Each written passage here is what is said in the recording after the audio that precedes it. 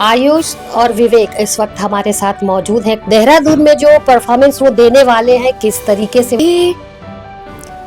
बतलाता नहीं पर अंधेरे से डरता हूँ मैं माँ। राज दुलारा आपका नाम रोशन कर ही रहा है।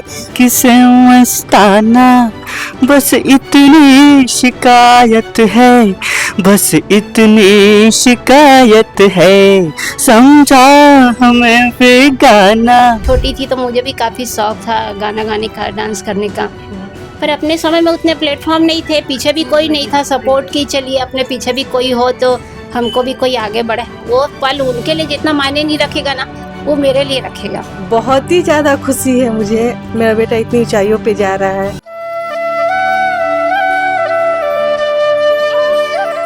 आयुष के मम्मी पापा हमारे साथ मौजूद हैं, उनसे बात करते हैं कि इतनी महान हस्तियों को उन्होंने पैदा किया, अब वो कैसा महसूस कर रहे हैं।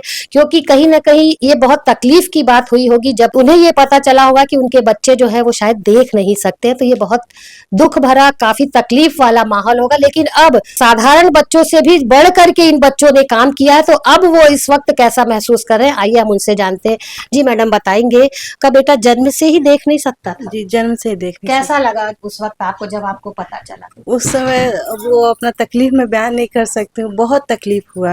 जिस हॉस्पिटल में मेरे बच्चे ने जन्म लिया, सब उस समय 12 से 14 बच्चे ने जन्म लिया हुआ, लेकिन मेरा ही बेटा एक ऐसा हुआ जो देख नहीं सकता था।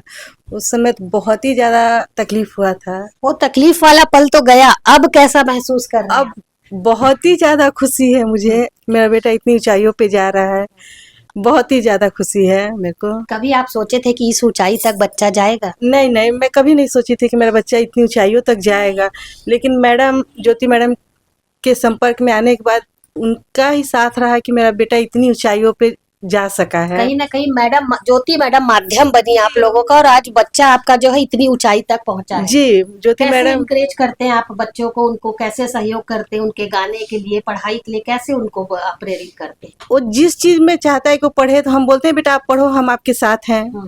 या गाना भी गाता है, जो भी गाता है, बोलते हैं आप करो, हम आपके पीछे हैं बेटा, आप चिंता मत करो, जहाँ जरूरत लगेगा हम साथ देंगे आपका। और भी बच्चे हैं आपके? जी मेरा एक बेटा और है जो क्लास 10th में है अभी। वो नॉर्मल है। दोनों भाइयों में कैसी बनती है? दोनों भाई में बहुत अच्छा बनता है। जी दोनों मिल के रहते हैं? जी हाँ, लड़ते भी है, ऐसा नहीं है, दोनों लड़ते भी बहुत है। वही लड़ाई होगी वही प्रेम होगा, है ना? ये कहते हैं ना कि जहाँ विद्रोह होता है प्रेम वही होता है, तो कहीं ना कहीं लड़ाई में ही प्रेम है। जी सर बताएंगे, आप कैसा महसूस इस वक्त कर रहे हैं? गर्व की बात है कि मेरा लड़का यहाँ तक पहुँचा है और मुझे बहुत खुशी हो रही है। आगे उसका भविष्य कैसा देखते हैं? इसी क्षेत्र में अगर वो आगे जाना चाहे, सिंगिंग के क्षेत्र में, तो आप मदद करेंगे उनकी? जी पूरा मदद करेंगे, और जैसे मैडम हमारे साथ जुड़े हैं तो जैसे बताएंगे उनके हिसाब से ही अपन चलेंगे, क्योंकि हम तो कुछ जानते नहीं थे। ये मैडम के माध्यम से हम जाने, सुरधारा से जब से जुड़े हैं, अभी साल भर से जुड़े, तो इस सुरधारा से जुड़ने के बाद ही हमको पता चला, उन्होंने ये मंच तक ले गया है और आगे भी आगे ले जाएंगे, तब उन्हीं के साथ हमको आगे जाना है। आपका बेटा उतने बड़े मंच में गया, आपको काफी खुशी लगी। जब इस लेवल दुर्ग में कहीं प्रोग्राम हुआ, पहली बार आपका बच्चा उसमें भाग लिया और आपने अपने बच्चे को मंच पे देखा, उस वक्त कैसा महसूस किए? उस टाइम बहुत ही हम लोग अच्छा महसूस किए, एकदम मतलब क्या बताए, उस टाइम का बयान नहीं। मैडम ने ही दिलाया था। शंकराचार्य में मेरे बेटे का प्रमोशन हुआ था, उसमें मैडम ही ले गए थे, पहली बार मेरे बच्चे को मंच दिलाए थे। और आज आपका बच्चा इतने बड़े मंच में है, सोचे पूरी दुनिया उसको टीवी पे देखेगी। जी मैडम का ही आभार व्यक्त करते, ज्योति मैडम का, कि वही ले गए हैं इतनी ऊंचाइयों तक मेरे बच्चे को। आगे भी आपका ज्योति मैडम पूरा सहयोग करेंगी जिस तरीके से, तो जिस तरह का सहयोग मैडम करेंगी, या हमसे भी जो सहयोग चाहेंगे हम सब तरह से करेंगे अपने बच्चे के लिए। हम मैडम से चाहते हैं कि वो आगे मेरे बच्चे को सहयोग करते रहे हर मुकाम पे। आयुष के मदर फादर से हमने बातचीत की, अब हम विवेक के मम्मी पापा के पास चलते हैं, यहाँ वो भी मौजूद है। विवेक को लेकर के किस तरीके की बातें उनके मन में अब है, ये जानने का प्रयास करते हैं। जी बताएंगे मैडम, विवेक जन्म से ही देख नहीं सकता था, ये बात की जब आपको जानकारी, उस वक्त कैसा महसूस किया? अच्छा नहीं लगा? अच्छा नहीं लगा। और कितने बच्चे हैं आपके? एक और है, छोटा है वो ठीक है? ठीक है। और अभी पढ़ाई में कैसा है ये? पढ़ाई में तो भी बहुत अच्छा है। अच्छा है। घर में गाना वाना गुनगुनाता रहता था, आपको ऐसा मालूम था कि ये बचपन से गुनगुनाता है? हाँ। आप क्या कभी उसको डांटते वाटते थे कि मत गा, या नहीं नहीं नहीं, नहीं पढ़ाते पढ़ाई थे। में कैसा है? पढ़ाई में तो अच्छा है, पढ़ाई में कभी हाँ। कोई शिकायत? नहीं, कभी नहीं शिकायत, पढ़ाई के नाम से कभी शिकायत और नहीं हुई। नेचर की यदि बात करें तो कैसा नेचर, नहीं, स्वभाव कैसा है? स्वभाव भी अच्छा है लेकिन गुस्से थोड़ा से चिड़चिड़ा, गुस्से वाला है? किसी बात को लेके जिद करता है कभी? कभी कभी तो उसकी जिद पूरी होती है कि नहीं? नहीं, नहीं होती। अच्छा, अब आपका बेटा इतना बड़ा काम करके आया तो अब तो उसकी कोई एक आध जिद तो पूरी होनी चाहिए कि नहीं? है? नहीं, अभी तो जिद पूरी नहीं है। नहीं करते। अच्छा जी, आप बताएंगे, आपका बेटा बहुत बड़े मुकाम में पहुंचा है, आप मैडम को किस तरीके से धन्यवाद देना चाहते हैं? क्या उम्मीद है अब अपने बेटे से आपको? मैडम का धन्यवाद किया, मैं तो उससे जीवन भर आभारी रहूंगा, है ना। और जीवन पर्याप्त में जब भी मैडम चाहें मैं उनका आभार व्यक्त करता हूँ। पूरी लाइफ टाइम मैं उनको भूल नहीं पाऊंगा, है ना। और मेरा बच्चा आज इतना ऊंचे मुकाम तक पहुंचा है, इस बात से मैं गौरवान्वित हूँ, है ना। और ये अभी छत्तीसगढ़ का नाम रोशन किया, है ना। धन्य है छत्तीसगढ़ का जो माटी जिसमें हम लोग पैदा लिए हैं। मैं ये कहना चाहूँगा कि सूरधारा म्यूजिकल फाउंडेशन, मैं देखा हूँ कि बाकी जो म्यूजिकल फाउंडेशन है खाली म्यूजिकल ग्रुप वाले हैं, वो खाली मनोरंजन करते रहते हैं। एकमात्र छत्तीसगढ़ का ये सूरधारा म्यूजिकल फाउंडेशन जो ऐसे सकारात्मक पहल को लेकर के काम कर रही, ये सारे छत्तीसगढ़ के लिए एक प्रेरणा स्रोत बने। सकारात्मक पहल को उनकी मार्गदर्शन में हम साथ साथ निभाएंगे और जीवन पर्यंत निभाएंगे। इसके लिए मैं ज्योति ध्रुव जी को आभार व्यक्त करता हूँ, उनका बहुत बहुत साधुवाद। आज मेरे बच्चे को इतने मुकाम तक पहुंचाए हैं जहाँ तक हम लोग सोच भी नहीं पाते। एक सपना था मेरा भी कि मेरा बच्चा इतने बड़े हासिल करे, लेकिन आज जो सपना लग रहा है कि पूरा होते दिख रहा है। और मैं चाहता हूँ कि मेरे बच्चे को जैसे इतना बड़ा ऊंचा स्तर मिला संगीत के क्षेत्र में सूरधारा म्यूजिकल फाउंडेशन के माध्यम से, और भी जो बच्चे हैं ब्लाइंड बच्चे बाकी बच्चों की तरह गवर्नमेंट सर्विस नहीं लगे, कोई बिजनेस कर लेते हैं, लेकिन इनके पास बिजनेस के जो है ना मौके कम है। जैसे पान की दुकान होती है, हुनरमंद जो काम है वो नहीं कर पाते हैं, तो इनके पास एक ही हुनर है, संगीत। और एक सूरधारा म्यूजिकल फाउंडेशन ये इस बात को समझी और इन बच्चों को उस उच्च स्तर तक ले गई है।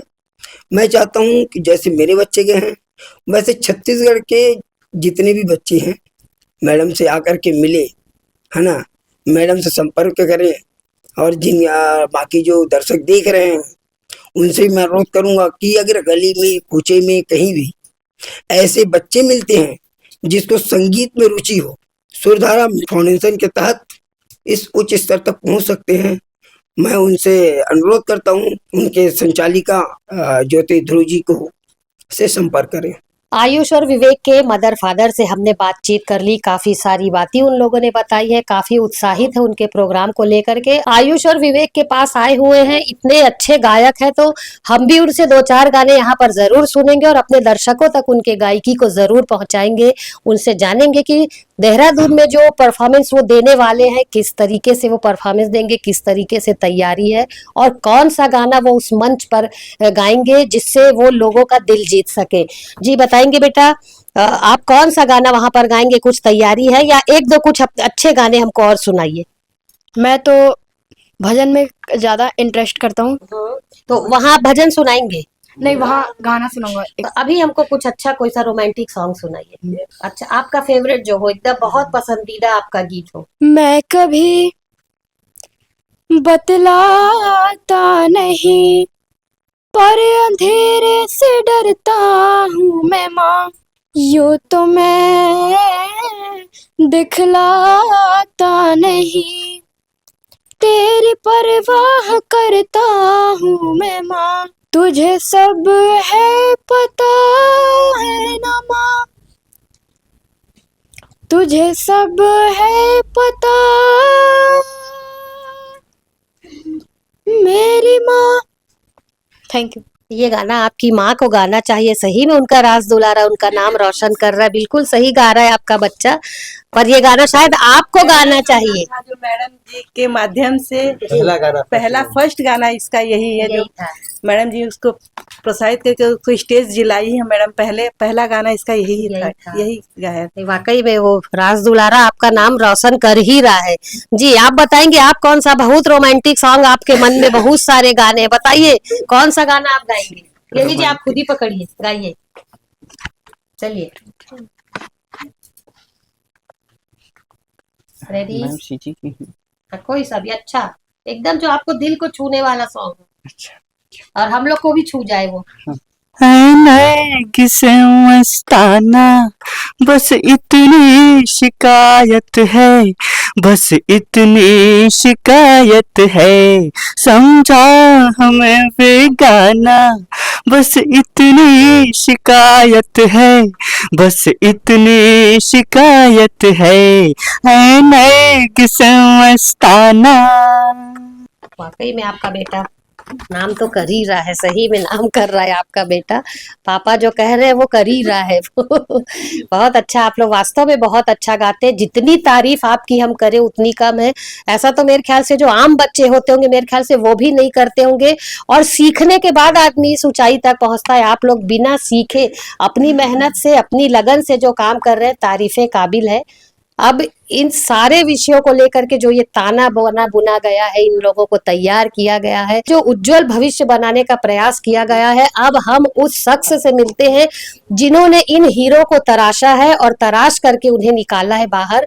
उनसे हम बातचीत करते हैं कि आखिर वो वहां तक कैसे पहुंची, कैसे उनको जानकारी हुई और अब वो इन बच्चों को लेकर के और क्या उम्मीद किए हुए हैं। आइए हम उनसे मिलते हैं। उनका नाम है ज्योति ध्रुव, उनसे बातचीत करते हैं। ज्योति ध्रुव मैडम मौजूद है।